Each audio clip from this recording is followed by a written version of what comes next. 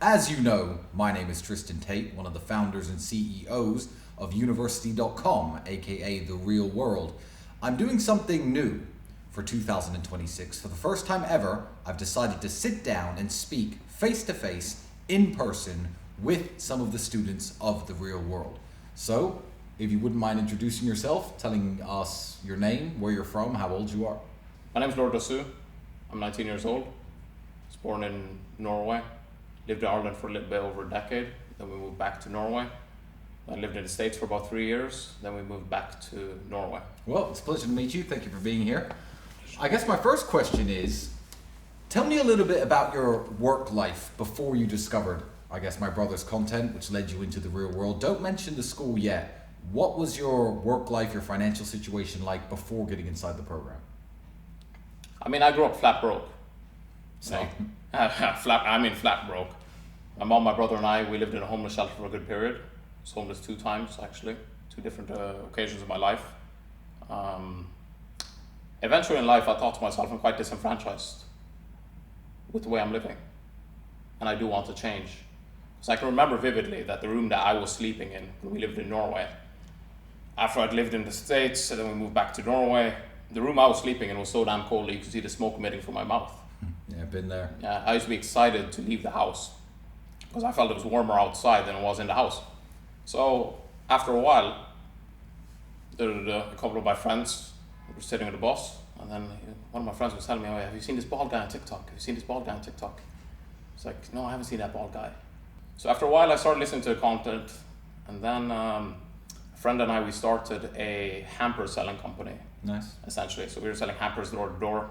And I said to him, let's join The Real World. Now, the reason we're speaking today is actually because you, at around this time last year, joined the Heroes Year. Is that correct? Correct. So what the Heroes Year is, for those of you watching, and we may be doing it again this year, is a Real World membership, slightly discounted for a full 12 months in advance.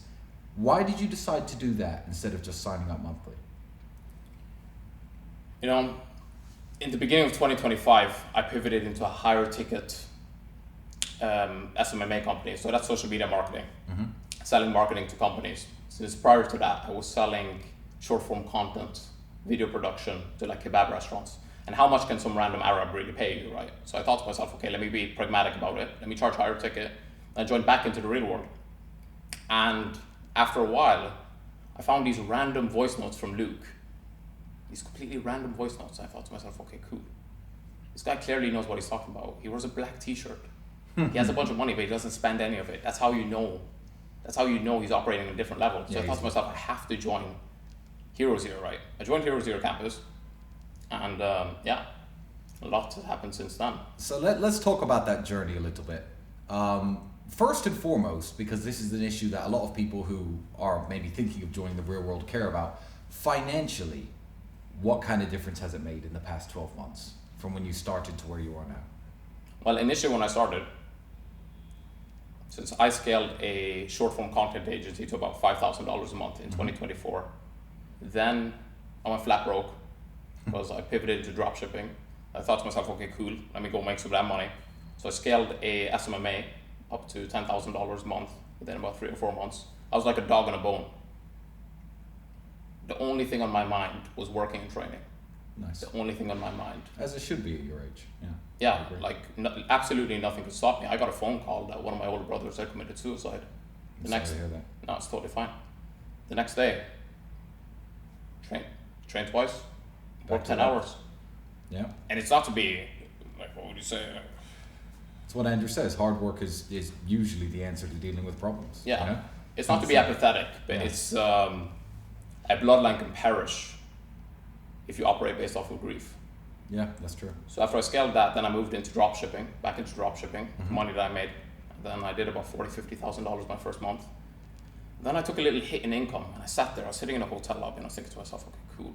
What is it that's actually holding me back? What's holding me back is that I'm not like a dog on a bone. I'm not laser focused. I'm not on it all the time like I could be. I'm not what I could really be. So I sent Luke a very detailed message, extremely detailed. I took about 30, 40, 50 minutes to construct it.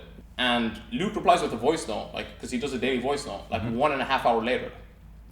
In the beginning, I hear, oh yeah, okay, cool. There's this 19-year-old. He's trying to scale his company to $100,000 a month. Da, da, da. And I'm like, oh yes, thank God, thank God. And essentially, his conclusion on that was that you should stay in front of your computer. And if you cannot work, if you don't have tasks to do, find something to do. Mm-hmm. Because if you don't know what to do, that's worse than knowing what to do. Because if you know what to do, then you can get concrete actionable to take action and elicit action instantly, right? Mm-hmm. 1 second. So I implemented that, and magically, next month, $200,000 spawned out of nowhere. So I scaled my company way past $100,000. Actually, Wow. doubled it. Wow. You're making a lot of money for yourself now. You've made a very important point that I want to touch on. You're speaking about how much hard work has gone into this. Yeah, correct. A lot of people on the internet, when they're trying to make internet money, as they call it, or money from home or money from your laptop, they think that what we're trying to push onto people and what we're trying to sell is a cheat code. Yeah. Just an app you download on your phone and like free money's coming every day, every week, every month, which I tell people a million times, it isn't. So talk a little bit about when you signed up, your working process, which campuses you went through, which lessons you learned, which professors you spoke to, that actually got you to making this money all those months later. Because yes, absolutely, a lot of hard work does have to go into it. Yeah. Initially, when I first joined the real world in 2022, before I left, simply because I did not have any money, right? But of course, you can find money. I guess it was not top priority. I joined Professor Arno's campus because at that time I was doing all sorts of side hustles. And then after a while, I started to just listen to Luke. Essentially, that's like the main campus I'm in for the most part. Got it. I'm active in the advanced ecom chat as well. Mm-hmm. And yeah, for the most part, it's the Heroes Here campus and the advanced ecom campus that I'm active in. But prior to that, it was business mastery. And what would you say is the community, the people inside? Do you speak with many people? Have you made many friends? I mean, how helpful are the chats? How helpful are the other people in the community? Tell me a little bit about that. How do you find it? The best thing about the real world is that if you're doing 10K a month, you can learn from a guy that's doing 100K a month. And if you're doing 1K a month, you can learn from a guy that's doing 10K a month. True. For instance, a guy in my hometown, Nigel, actually had an interview with him actually.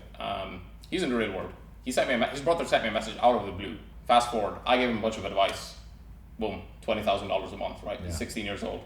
So it's that concept that you can always learn from somebody who's ahead of you, and simultaneously you can help people who are under you. Like randomly in the real world at like 2, 3 a.m. at the end of a long work session, I'll just go through the chat answering a bunch of questions. Yeah. You know, I think it's fantastic. Now I know how much money you're making. Talk to me about how much better life is with money as compared to being broke, or what the advantages to you are that you see, because you're not doing this for no reason. No, of course not. You know, my brother and I, we always joke about it because I mean we was in paid governmental housing together, Yeah. So same homeless story. shelters together. You know, Same story with us. Yeah. and we were sitting in a restaurant and we were thinking to ourselves, this food here, it's just, I would say food is the thing that shocks me the most. Like Rolex, you look at it, forget about it after a while, but food. I was living on vegan burgers for a long time with my mother while she was working a cleaning job. Yeah. Then I found out they were vegan and I refused to eat them. I was eating pasta and tomato sauce. Yeah. So it's just the fact going to a restaurant, being able to get the bill for a friend, or just Yeah. being able to consume food, as simple as it sounds. You know, you'd expect some extravagant answer like, oh yeah, No. travel over to Dubai. These things don't excite me. I get it. Yeah. I completely understand that. Being able to order whatever you want in a restaurant Yeah. without looking at the prices, without counting the money in your wallet. Yeah. But most of all, like hands down, it's being able to take care of my mom and my auntie. Because when we were homeless, my auntie she was making $300 a month, and she would send about $250 every single week to my mother and I Yeah. to take care of us. No, respect, and that's the best thing. And I mean, and you said you found God and you become a Christian recently. You know, a lot of people, and a lot of people who pretend to be Christians, but really they're just haters and brokies, will say things to me like, "Oh, you have all this money. That's not the way Correct. you're supposed to live." And I'm like, "Yeah, but you don't understand how many people I help. I can fund orphanages. I can help family members. I can pay for random people's health care just at a whim. You know, you can't pour from an empty jug, and money gives you that power." Well, I'll finish by saying I'm proud of you. You're doing extremely well. It's very interesting for me as a man who's trying to run a company. I see student numbers and all these digits and a bunch of usernames come up, and you know, these stories of these people doing X, Y, and Z. But yeah, this is the first time I've ever sat down with a student from the real world, and you know, your story is very inspirational. It's very similar to mine and my brother's, in fact. Yeah, I get that one a lot. Yeah, which is why, you know, we created this whole thing, because I wish something like this existed when I was a young man. So I decided to be the man to build it instead. But yeah, I'm very proud of you, and keep doing what you're doing.